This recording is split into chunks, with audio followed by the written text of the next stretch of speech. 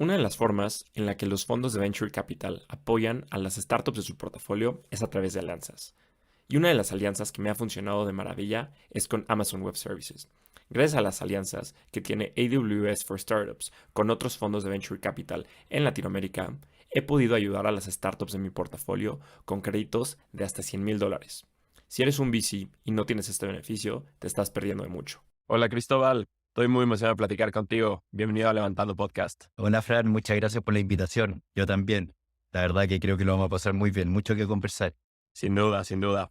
Siempre me encanta empezar con algo de contexto. Empiezas tu carrera en Bancard, luego haces un MBA, posteriormente te unes a Orbis Investments para después lanzar Kayak Ventures. ¿Cómo nace este fondo de Venture Capital? Mira, para responder la pregunta quizás voy a dar un poco más contexto en que estaba yo previamente a Kayak Ventures. Mi background viene de mercados públicos, había saliendo de la universidad, me uní a un family office acá en Chile. Estuve casi 6 años ahí, principalmente como portfolio manager de portafolio de equities en Latinoamérica, fuera de Chile, porque era el family office de Sebastián Piñera, que en ese minuto era presidente de Chile. Entonces, para evitar cualquier conflicto de interés, invertíamos solo fuera de Chile. Estuve ahí un buen tiempo, me fui a estudiar a Nueva York, a Columbia Business School, y después me fui a la otra costa a través de una oferta de trabajo en Orbis, que es un asset management global que tiene un logo only, básicamente un approach bastante de private equity approach a public market, o sea, due diligence de 6 meses, average holding period de 7, 8 años. Entonces la verdad que era long term investment. Y estando en Orbis, creo que me pasó algo súper particular. Orbis tenía una filosofía de inversión muy distinta al clásico hedge fund de Nueva York. Lo que hacía Orbis era el 90% de tu tiempo como analista tiene que estar destinado a análisis cualitativo y un 10% cuantitativo. Esto quiere decir que el Excel, los modelos, los unit economics, tiene que estar todo perfecto, pero tú te tienes que enfocar realmente en análisis cualitativo. Y esto es entender las culturas de las compañías, entender los incentivos del management, entender qué opinan los distintos stakeholders. Y la verdad que mi trabajo en Orbis era básicamente estar hablando todo el tiempo con personas.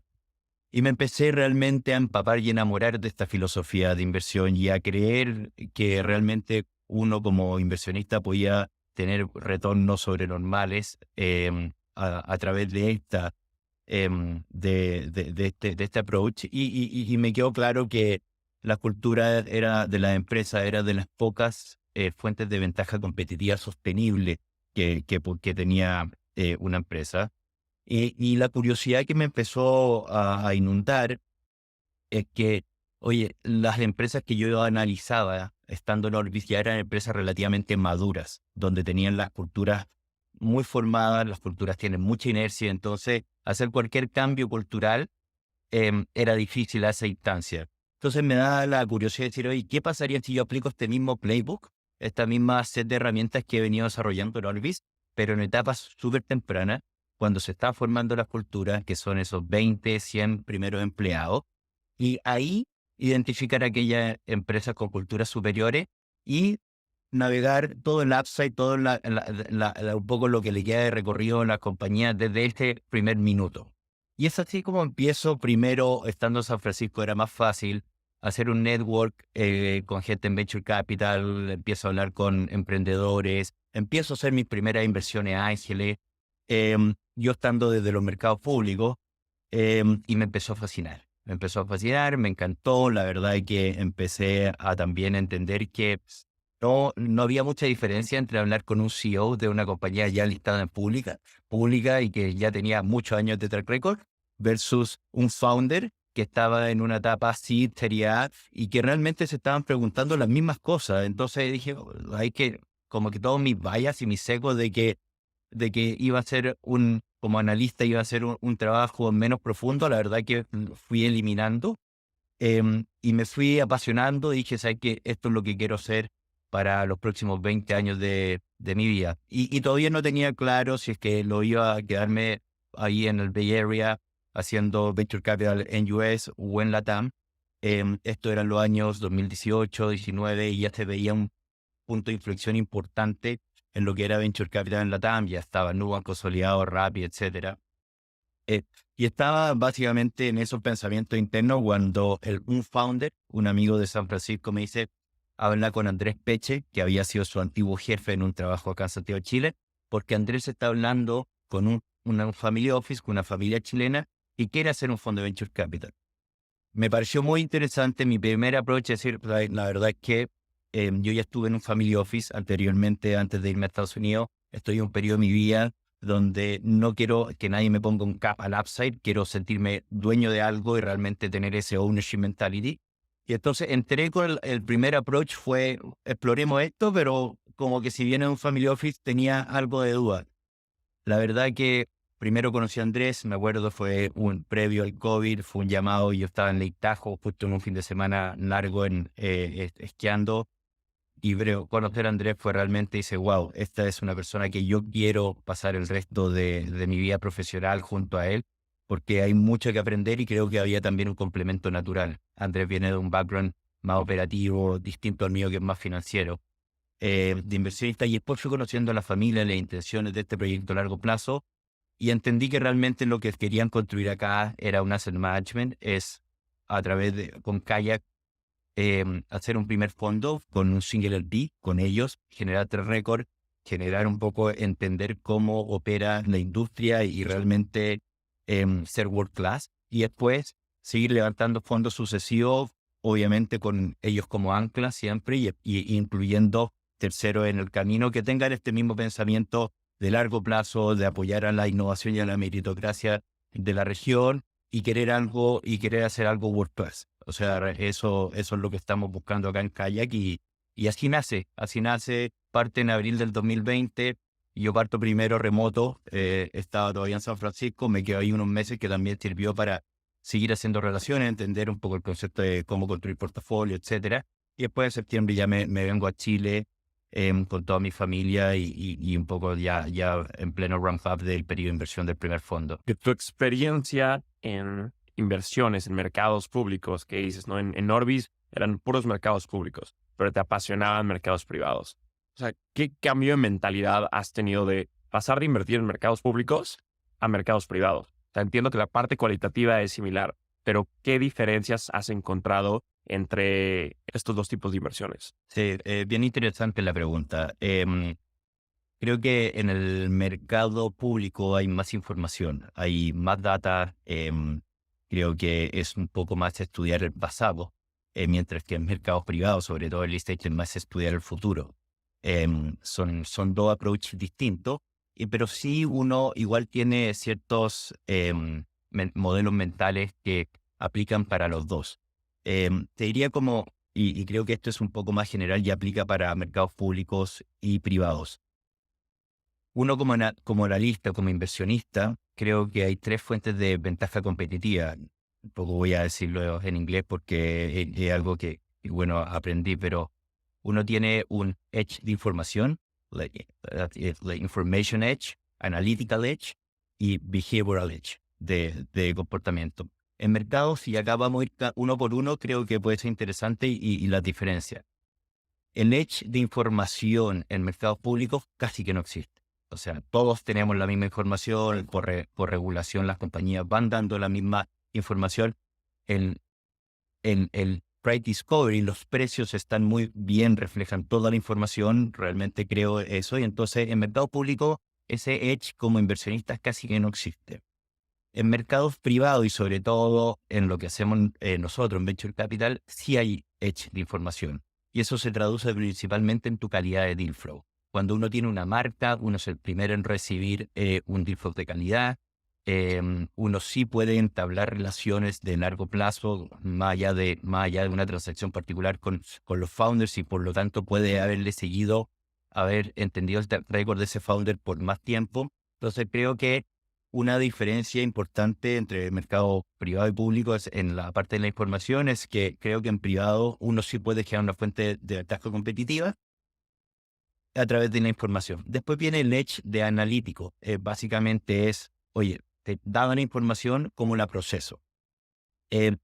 Creo de nuevo, en mercados públicos hay gente muy buena, hay analistas muy, muy buenos, súper preparados, y creo que aunque existen edge analíticos, estos se tienden a disminuir en el tiempo, sobre todo en el mercado público, que hoy día ya hay mucho uso de algoritmos, inteligencia artificial, machine learning, en analizar y procesar la información que está dado. Entonces creo que el analytical edge en mercados públicos también se ha ido desapareciendo, y en mercados privados creo que todavía existe porque la información es desigual, lo que hablábamos antes, y creo que todavía hay harto domain expertise. Cuando de repente uno dentro del equipo de Kayak o cualquier VC, uno agrega a alguien que tuvo experiencia operando, creo que puede agregar un montón de valor en analizar alguna empresa en particular o alguna industria en particular.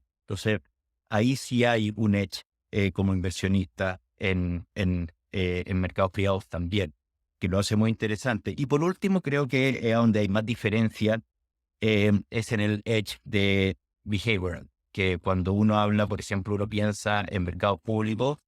La verdad que yo te diría que son muy pocos las personas que tienen este edge, y estaba bastante representado en lo que puede hacer un Warren Buffett. Entonces, Warren Buffett es alguien que piensa en long term, la verdad que no se apanica. El que pasa con el mercado público, uno tiene un mark to market diario, y la verdad que es muy difícil manejar un portafolio en mercado público cuando uno ve que son los precios de las compañías del portafolio empiezan a caer, a caer, a caer. La verdad que hay mucha tensión en el mark to market en mercado público, mientras que en los mercados privados uno no tiene ese problema. No tiene el problema de mark to market del portafolio por razones obvias, pero en mercados privados sí existe un edge importante o una presión importante, te diría mejor, en la parte del buy decision. El minuto de compra en el mercado público uno puede posponer la decisión un mes, 2 meses, y va a estar ahí. Siempre va a estar en la ventana de compra. En el mercado privado son ventanas. Está esta ronda, hay que entrar, hay que salir, hay que entrar, no entrar, cómo están las negociaciones del term sheet, y ahí se genera una presión brutal. Y creo que la clave, y creo que como industria no lo hicimos bien en el 2020-2021, es tratar de evitar el FOMO. Es tratar de pensar realmente independiente de lo que está haciendo en todos tus competidores, tratar de pensar independiente de lo que está pensando el fondo que te va a liderar la próxima ronda, la serie B y la C, si es que tú eres un fondo serie A. Y creo que eso no lo hicimos como industria, y creo que es por eso que se generan estos ciclos en Venture Capital, como toda la presión de ahí, oye, social commerce es el new thing, o AI ahora es el new thing. Todo este hype que de repente se produce, creo que le hace mucho daño a la industria de venture capital. Y en ese sentido, a tu pregunta inicial, creo que haber pasado por mercados públicos, haber vivido distintos ciclos, porque en mercados públicos la verdad que hay muchos más ciclos y el feedback loop de aprendizaje es mucho más rápido. Creo que haber pasado por mercados públicos me ha ayudado de una u otra forma a no estar preso de esa presión que está en el buy decision, que está en el minuto de compra en mercados privados. Me encanta cómo lo frameas con 3 tipos de ventajas o edges, como lo dijiste. Y yo creo que sí es muy diferente invertir en mercados públicos y mercados privados. Y qué mejor tú que ya viviste estas inversiones en mercados públicos. Quiero hablar sobre este mark to market que mencionaste, ¿no? Y justamente es reciente este tema, lo vimos ahorita con todo lo que pasó con Silicon Valley, bueno, tenían estas pérdidas, pero no las tenían registradas. O sea, ¿qué opinas en el tema de VC cuando una startup levanta una super ronda, una evaluación de $500 millones? Pero llega lo que vimos en el último año, que todas estas valuaciones bajaron en mercados públicos. O sea, como VC en tu portafolio, tú dices, bueno, esta sí, la última ronda fue a 500, pero si aplico un múltiplo de mercados públicos hoy, pues en verdad esta no vale 500, va a valer 100, a lo mucho, o 200. Entonces, ¿qué opinas de este mark to market en mercados privados? O sea, como fondo de VC, pues sí, tu precio de elección te la dio tu última ronda, pero eventualmente si usas similares, o sea, otros comparables, o ves, ok, las ventas de la empresa es, no sé, 2 millones y le aplico un múltiplo de 10, entonces valdría 20. O sea, ¿qué opinas desde una perspectiva de un VC hacer estas valuaciones y ajustarlas? Mira, yo creo que como industria tenemos, la verdad, el gran desafío de tratar de ir mejorando la señal de precio, la formación de precios. Yo creo que, y esto pasa por varias dimensiones, pero una de esas es empezar que los portafolios de los venture capital empiecen a tratar de reflejar más la realidad. Y eso obviamente nosotros internamente tenemos un set de políticas. Si una compañía no recibe tiene X meses de runway y no recibe un term sheet, nosotros le hacemos haircut. Sé que los mercados públicos, los comparables, han bajado el múltiplo en tanto en X%, le hacemos otro haircut. Tratamos de reflejar la realidad lo máximo posible, y en ese sentido quizás nuestro NAV, nuestro mark to market del portfolio, se mueve un poco más que algún portfolio tradicional. Pero como industria en general, yo creo que tenemos que ir a buscar mecanismos de mejor formación de precios. Y eso está principalmente por también ser más consciente en el minuto del upcycle. Cuando todo va bien, la verdad que uno dice, price doesn't matter, no hay transibilidad de precio. Y creo profundamente como inversionista que una ley de gravedad que todos tenemos que saber como inversionistas, que price importa, el precio importa, y por lo tanto tenemos que ser más sensibles a eso. Y creo que va a ser bueno tanto para founders como para inversionistas. Y lo digo, por ejemplo, de repente hemos adoptado estructuras de contrato que se aplican en otros mercados, que creo que no le hace bien quizás a Latinoamérica, que es una región intrínsecamente más cíclica que países desarrollados. Un ejemplo, anti-dilution provision. Es una cláusula que va en los contratos que protegen al inversionista. Pero ¿qué es lo que pasa con ese tipo de cláusula? Da yo te diría que un falso sentido de downside protection para el inversionista, pero lo único que está generando es que que cuando haya que cuando realmente una compañía tiene que bajar su valorización, el founder no lo haga. Y quizás lo más sano para el founder era hacer un down round, enfrentar la dilución de un down round, pero no lo hace porque tiene una cláusula que es anti-dilution provision, que las consecuencias de este down round se magnifican mucho más en el cap table. Entonces, una cláusula que debería proteger al inversionista, yo creo que realmente termina perjudicándolo. Tiene esa cláusula, uno ¿qué haría como inversionista? Uno negocia un mucho mejor precio de entrada desde un principio, porque mi downside protection es mi precio de entrada, no el anti-dilution provision. Entonces, creo que hay un montón de cláusulas que son para proteger al inversionista, que lo único que nos está haciendo es no hacer la matemática, no hacer el ejercicio mental de una buena negociación de precio en la entrada. Y creo que esa buena negociación de precio en la entrada le favorece al founder y le favorece al inversionista en el largo plazo. Totalmente, porque si tú inviertes en una startup, una evaluación de $40 millones, que era un PowerPoint, y no sé, y al año, ok, les da bien, pero venden $500,000, $1 millón, pues justificar un múltiplo de 40 o 80 veces es muy complicado. Entonces, justo lo que dices, o sea, y esto pasó mucho en 2021, que sí, eran evaluaciones muy altas, y ahora, ¿cómo vas a llegar a justificar este tipo de evaluaciones que yo creo que es muy complicado?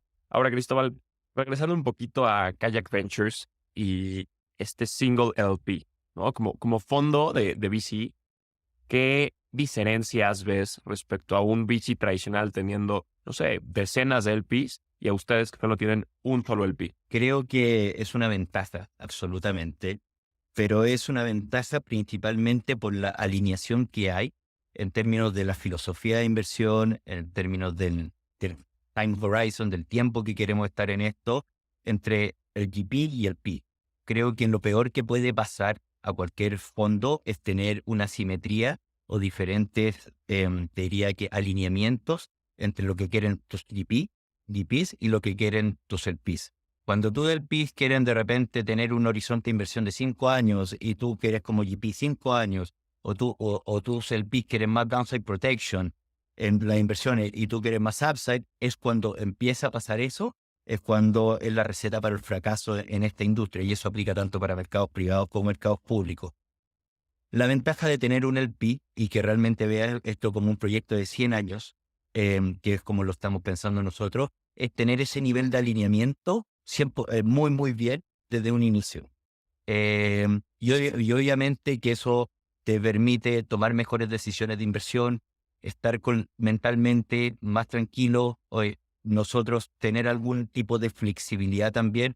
Nuestro deployment cycle, la verdad que no está escrito es oportunístico. Obviamente que tenemos una ventana de 4 años, 3 y medio, 4 años, pero tratamos de hacerlo de forma mucho más oportunístico y yo no tengo mi base del PIB diciendo, oye, ¿por qué no has invertido o por qué va muy rápido, muy lento? La verdad es, acá estamos haciéndolo de forma oportunístico, buscando compañías que realmente van a componer valor en el largo plazo.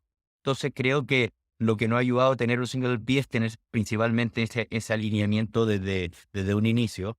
Y otro es que sea un LP con una relevancia que realmente te da una base de capital que es cuasi permanente. Creo que tener esa base de capital cuasi permanente te permite también pensar mucho más en el largo plazo, te permite quizás no pensar como trader, oye, sino pensar realmente como business owner. ¿Cómo hago? Este es un negocio que me gustaría tener para el long term versus este es un negocio que voy a hacer que Tiger o cualquier fondo growth entre en la próxima ronda.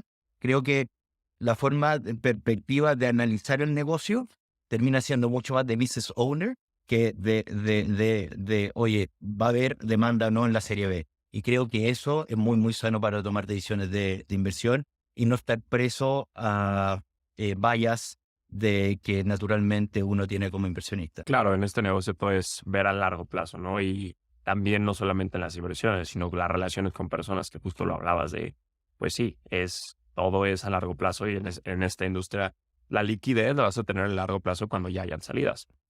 Ahora, Cristóbal, justamente investigando la tesis de Kayak, veo que invierten bastante en SaaS, ya sea Vertical SaaS o B2B SaaS.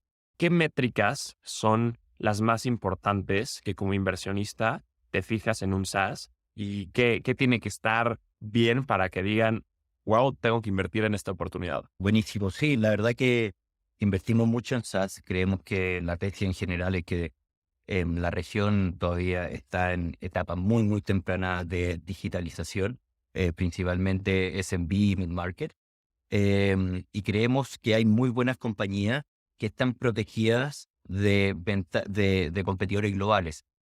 El gran miedo que de un inversionista en B2B SaaS es que de repente Microsoft, Salesforce o un grande diga, yo quiero atacar esa vertical. O sea, desde el minuto, y lo hemos visto 1000 veces, desde el minuto que Microsoft decide entrar a esta vertical, imagínate Slack y Teams, la verdad que se te convierte en un problema enorme. Entonces, no estamos enfocando en aquellos negocios de B2B SaaS donde creemos que hay barreras a la entrada regionales o locales que no permiten que algún grande Salesforce, Microsoft, un poco puedan escalar en esa vertical o se fijen en esa vertical. Esas barreras generalmente son integraciones locales, modelos de distribución locales, o quizás tamaños de mercados no de multibillion, sino muchos nichos mucho más definidos. Eso yo creo que te protege bastante de competencia global y te permite generar negocios muy, muy buenos, un SaaS, un B2B SaaS con buenas métricas, la verdad que genera un cash flow brutal. Y sí creemos que van a haber en el futuro muchas oportunidades de éxito para ese tipo de activos por la calidad del negocio. Básicamente la capacidad de generar cash flow de ese negocio de forma recurrente, estable en el tiempo y creciente, porque todavía queda mucho espacio de digitalización. Esta es la tesis general. Después, cuando me voy ya a las métricas particulares, la verdad que todo depende. Una compañía que lleva 5 años bootstrap va a tener distintas métricas que una compañía que ha levantado $20 millones. Entonces, siempre hay que mirarlo caso a caso, ¿ok? Pero en casos generales, en lo que es mid-market y enterprise SaaS, sí nos gusta ver mucho la usabilidad del producto, nos fijamos muchísimo en si es que hay o no hay product market fit. Esa métrica de usabilidad, NPS y todo lo que tiene que ver con productos es algo que nos fijamos mucho. Y ya métricas más financieras, nos gusta ver obviamente crecimiento, pero cuál es el average order value, gross margin. Gross margin es muy importante porque para ver cuán intensivo no es en customer success, en onboarding, etcétera. Y después vienen las métricas, la verdad, tradicionales de SaaS, que nos gusta ver un gross dollar retention, net dollar retention, un CAC controlado en el tiempo y ojalá decreciente en la medida que se escala para ir viendo si es que hay network effects, economías de escala. Eso es mid-market y más enterprise. En lo que es SMB, nos gusta ver un CAC payback debajo de 12 meses. Es algo que sí o sí vemos y un net dollar retention sobre 100%.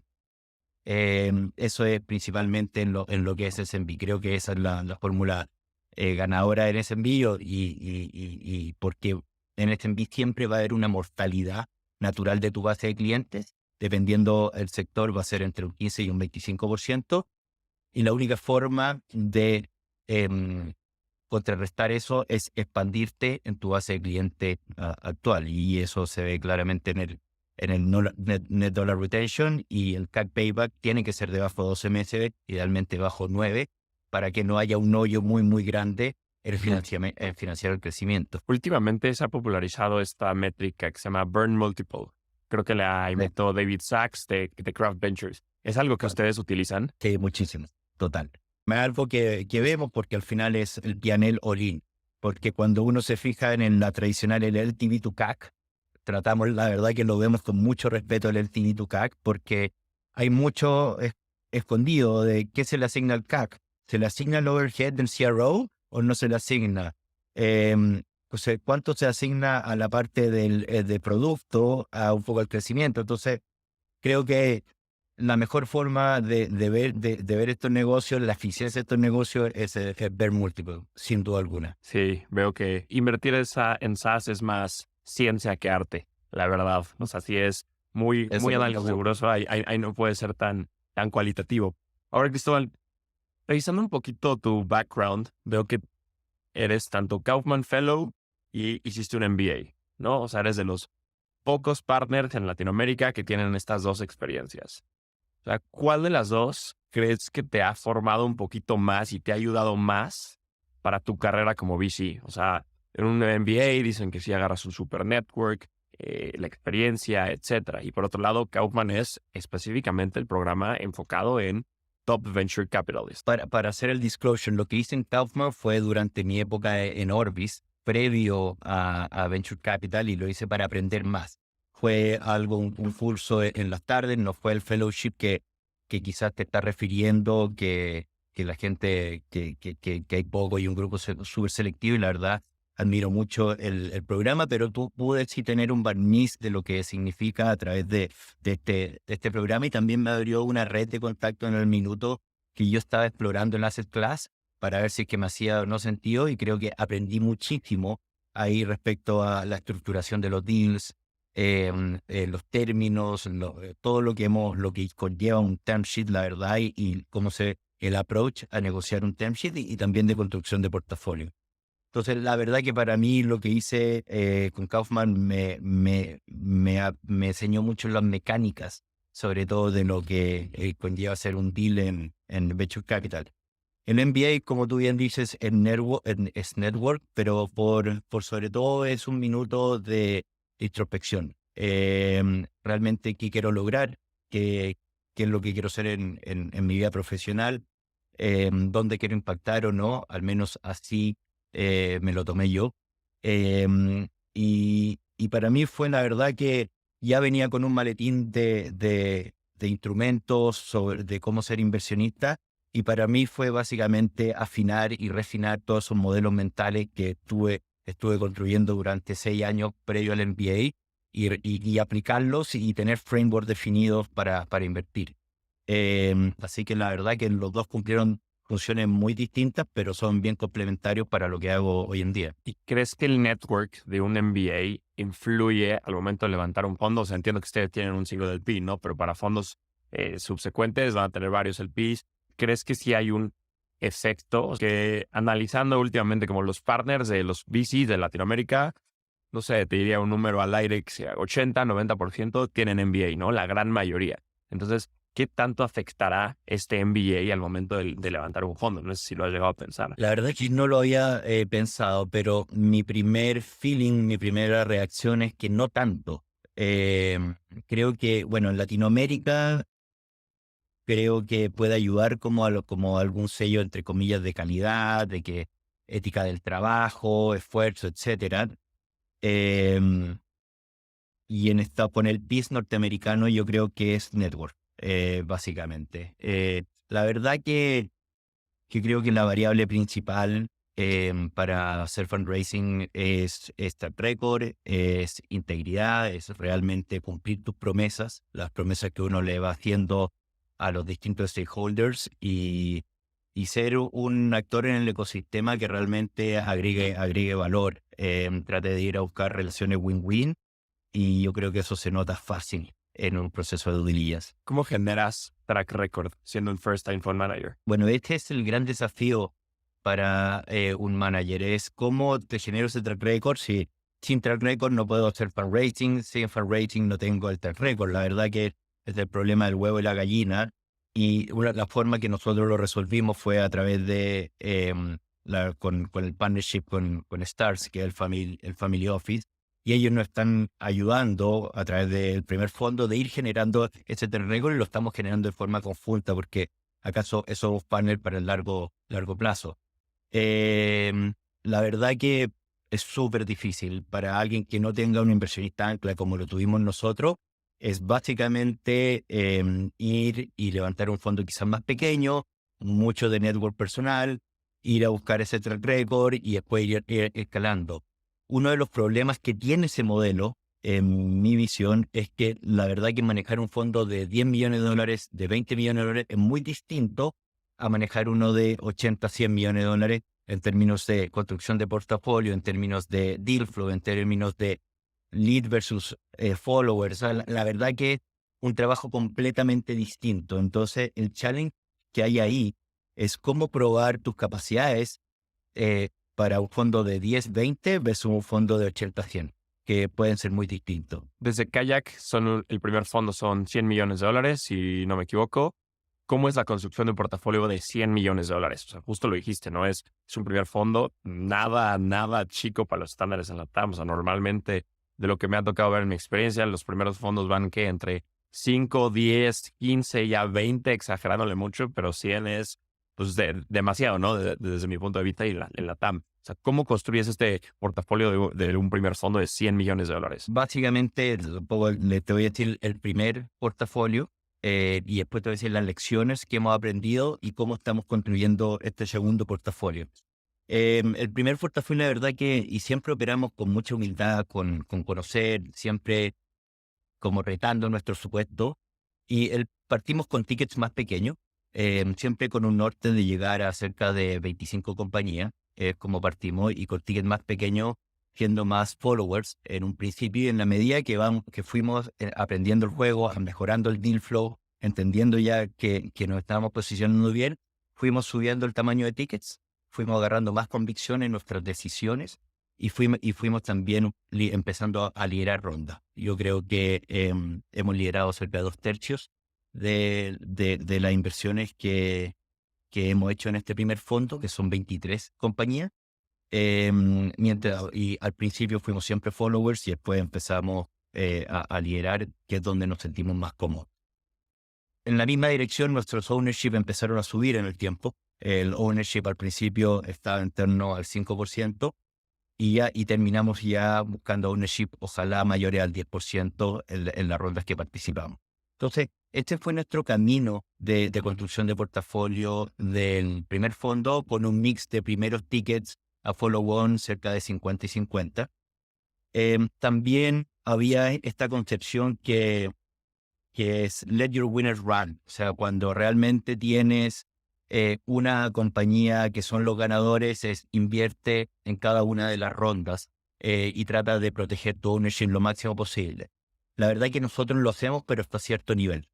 Creemos que cuando sentimos que cuando los precios se desacoplan mucho de los fundamentos, la verdad que es minuto de tomar ser más cauto.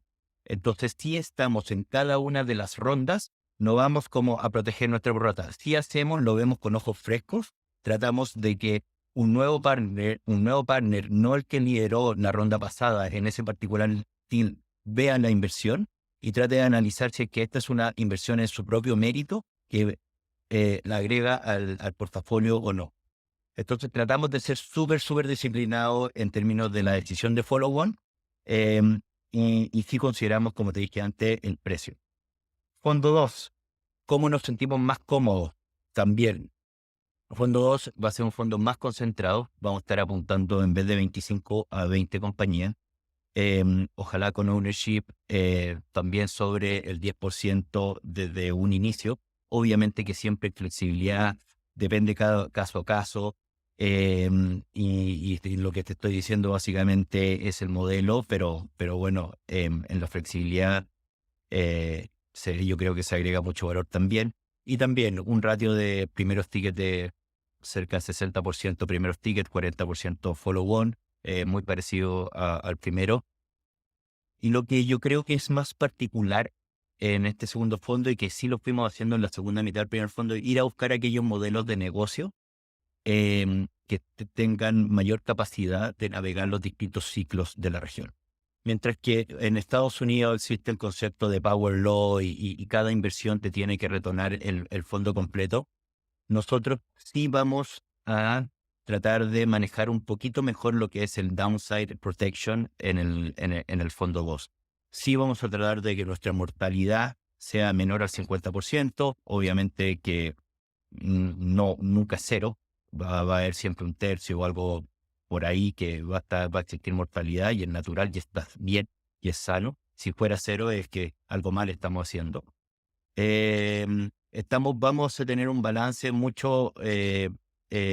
a ser más balanceado entre modelos estilo corner shop Rappi, y voy a ser súper sincero contigo, yo no habría invertido en ninguno de esos dos modelos de negocio y naturalmente por toda la información que tenemos habría sido un error, pero yo no voy a estar, porque mi fondo es de un tamaño limitado, no voy a estar expuesto a negocios con márgenes de contribución iniciales negativos, y sí voy a estar buscando negocios que sean rentables a nivel de unit economics desde la primera transacción.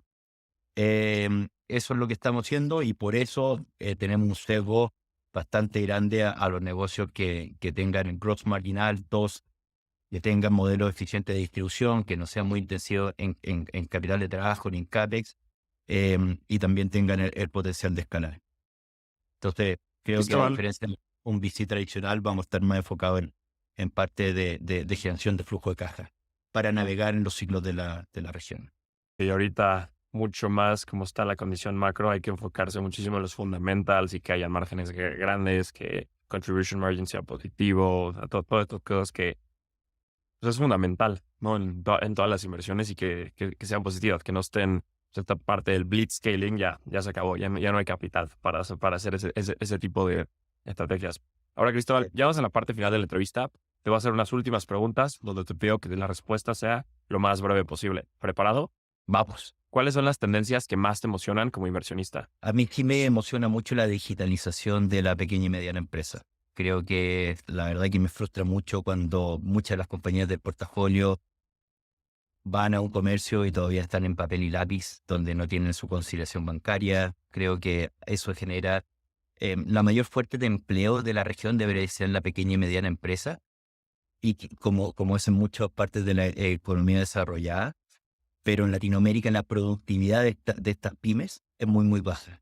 Y veo un espacio enorme para que a través de soluciones como herramientas de software, de productividad, hagan un salto cuántico respecto a su productividad y por lo tanto sean un motor de desarrollo económico. ¿Qué harías para fomentar las inversiones en los fondos de Venture Capital en Latinoamérica? Si que uno ve la historia de Asset Class, ve que en Estados Unidos el punto de inflexión de Venture Capital nace después de la Segunda Guerra Mundial, pero el punto de inflexión es en los años 70, cuando cambios regulatorios permiten que inversionistas institucionales inviertan en el Asset Class. fondos de pensión, etcétera. Eso mismo tiene que pasar en Latinoamérica. O sea, cambios regulatorios que permitan, que fomenten que fondos de pensiones, compañías de seguro inviertan en la asset class, como ya está empezando a pasar. Las Afores en México son el PIB de muchos fondos de venture capital, pero todavía falta que eso pase de forma masiva y contundente en toda la región. ¿Generalista o especialista?